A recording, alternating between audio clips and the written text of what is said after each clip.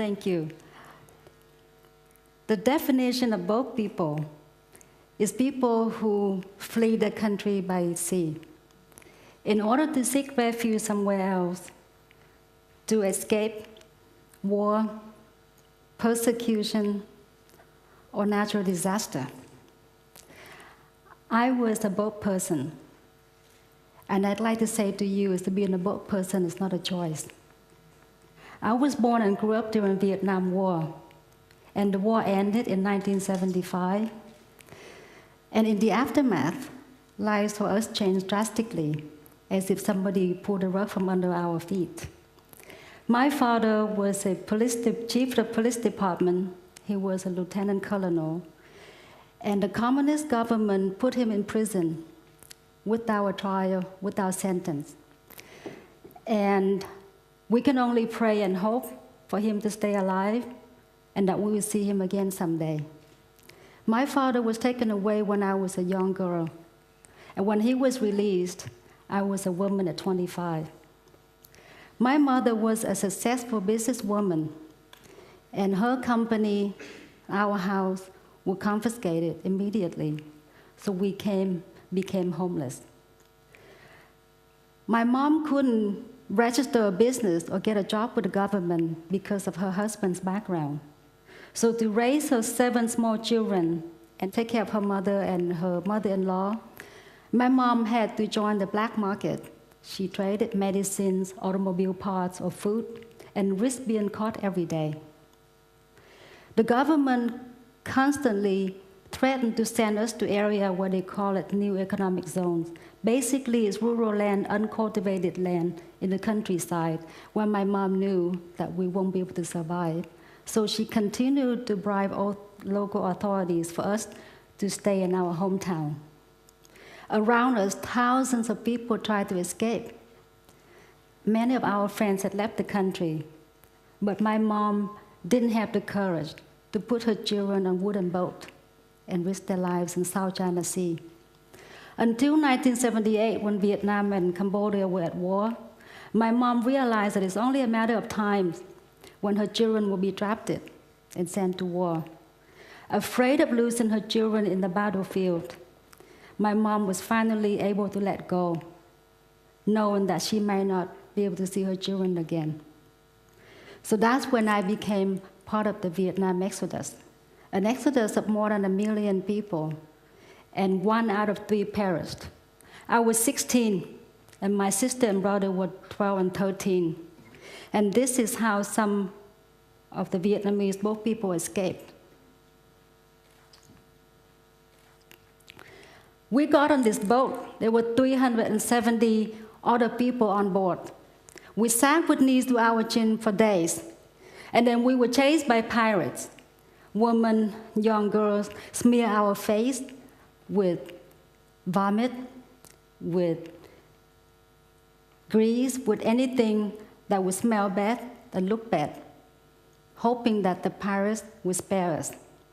I forgot to mention to you that first night out, we were tossed about by violent storm, that we threw up on each other, relief on each other, and pray and cry together, and sat with that stench for the rest of the duration. So luckily, we got away from the pirates, and then we came to Malaysia shore only to be shot at by the military. They came on our boat, they robbed everything we had before they towed us out to sea. A soldier put an AK-47 to my brother's neck to demand the necklace. So for months in the refugee camp, I used to wake up at night screaming, "Đừng bắn, đừng bắn." It means don't shoot. Then we wandered down to Indonesia. We got lost. We ran out of food and water, and people started to die. I witnessed bodies being thrown to the ocean while their loved ones are crying and praying and screaming to hang on to their bodies so they can bury them. We got to this fishing village in Indonesia, and we sunk our boat so they could not send us back. Eventually, the local authorities took us to an uninhabited island and left us there, without food, without shelters. First, it was hunger and thirst that took lives. Every day somebody died, and then diseases spread, more people died. my sister, my brother, and I all got malaria and diarrhea. One night out in the open, a baby died, and I tried to bury her. Afterward, I held my sister's and my brother's hands, skin and bone, hot with high fever. I realized that death was near, death was real. Then I started to pray to God, and I said, God, please, don't let me die before them. I just cannot bear the thought of leaving them behind in this jungle defenseless. In retrospect, it was my sister and my brother that kept me alive. So eventually we were rescued by the Red Cross. Then 7 months later, we were given refuge in America. I came to America. I was freaked out because all Americans look alike. And then I was so depressed and fearful because I couldn't speak English. I didn't think I would make it. I thought surviving the jungle was easier. But when I started to make choices, I decided to make my parents' sacrifices worthwhile. So I learned English and finished high school in 2 years. And I gone straight to college with scholarships. Then I got a job. Then we were able to bring my parents and my siblings out of Vietnam. It took us 14 years to be reunited. When things settled down, I started to look back.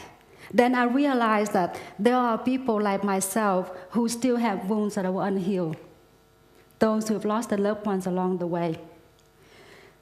So I started out by going to the jungle when my cousin was buried 19 years before. He died after he escaped Vietnam, went to a jungle, and was taken away by malaria. So in this jungle, out of hundreds of unmarked graves, miraculously, I found my cousin's grave. I brought his remains back to his mom. I saw how she was transformed, how she was able to regain the will to live again. I thought, this is what I have to do. So I set out to take families from around the world every year since 2009 to look for graves of their loved ones. I cleared that jungle in order to find the graves. Otherwise, with naked eyes, you wouldn't know there were graves in those jungles, or graves that looked like that. That man there from California was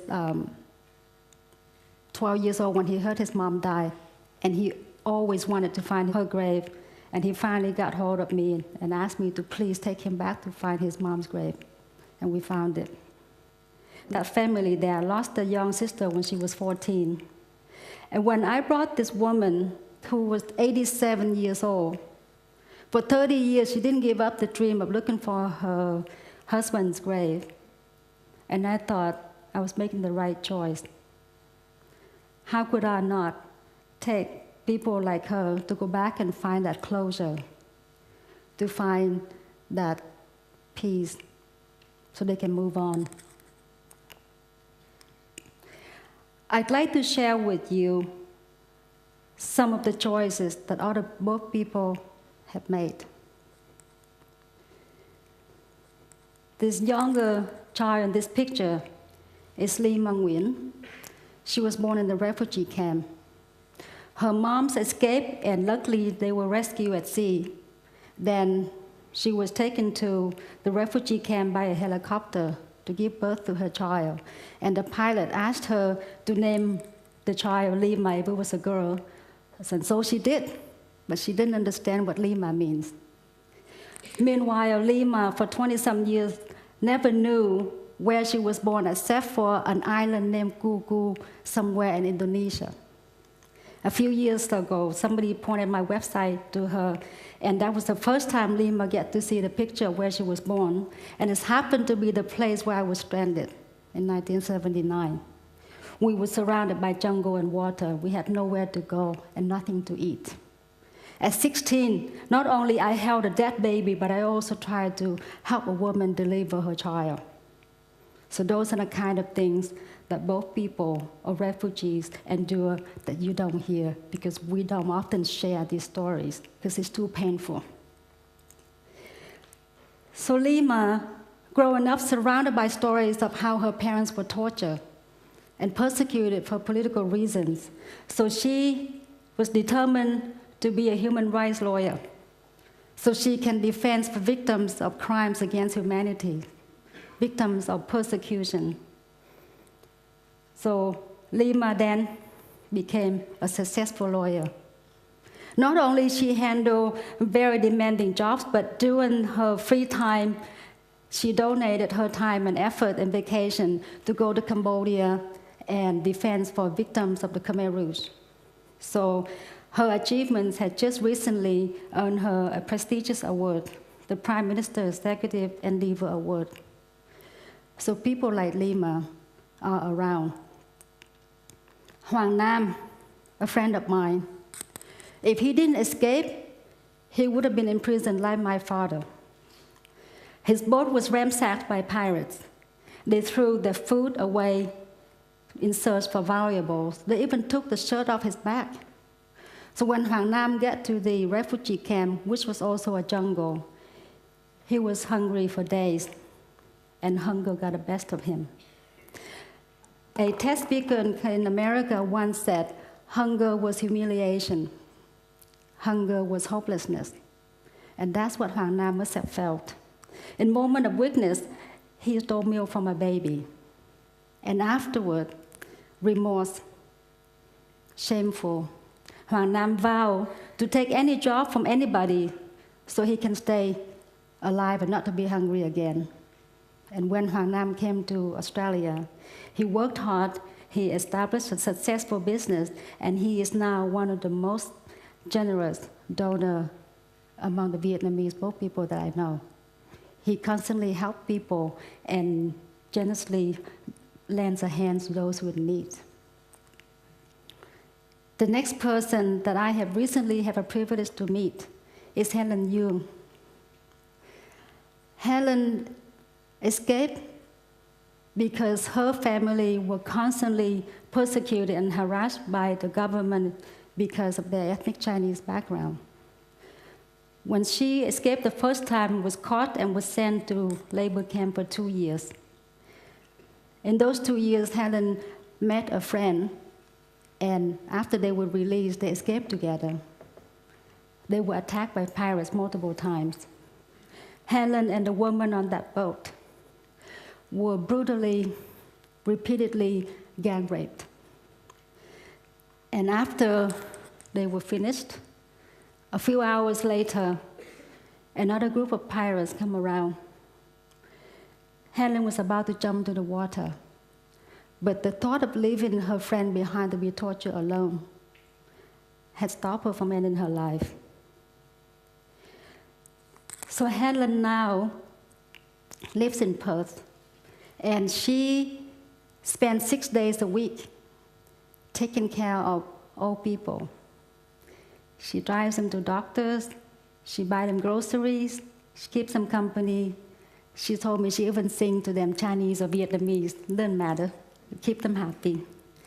Helen said, being alive is a gift. And now, this is her way of giving back. When Helen shared with me these stories, I couldn't help myself from crying. I felt humbled by her humility. I was inspired by her strength. While I was crying uncontrollably, Helen was very calm. I think Helen had cried all her tears. I'd like to leave you with this notion that next time when you hear boat people, be inquisitive. Do wonder why they flee their homeland, probably left their loved ones behind. Why do they come here? Do wonder what it was like in their journey. When we hear a boat intercepted and 152 people on board, did we really hear how many of them start out with before they got here with 152 left? Be inquisitive. And do imagine how many Helen or Lima or Hoang Nam there might be among this new load of boat people. I thank you for listening.